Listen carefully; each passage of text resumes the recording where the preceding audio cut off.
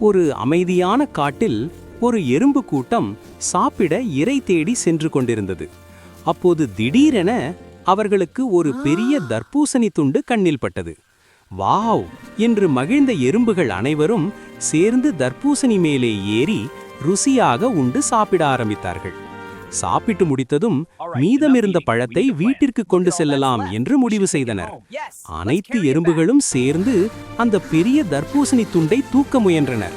ஆனால் அது அசையவே இல்லை. அப்போது ஒரு குட்டி எறும்பு வேகமாக ஓடி தன் நண்பர்கள் அனைவரையும் அழைத்து வந்தது. சிறிது நேரத்தில் நிறைய எறும்புகள் அங்கு கூடியன. இவ்வளவு பெரிய தர்பூசணி துண்டை எப்படி எடுத்துக்கொண்டு போவது என்று எல்லோரும் யோசித்தார்கள்.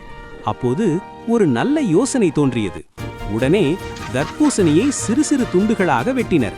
ஒவ்வொரு எறும்பும் தங்களுக்கு ஏற்ற அளவு துண்டுகளை தூக்கி வரிசையாக எடுத்து சென்றனர். இப்போது வேலை மிகவும் சுலபமாகிவிட்டது. அனைத்து எறும்புகளும் மகிழ்ச்சியுடன் சந்தோஷப்பட்டனர்.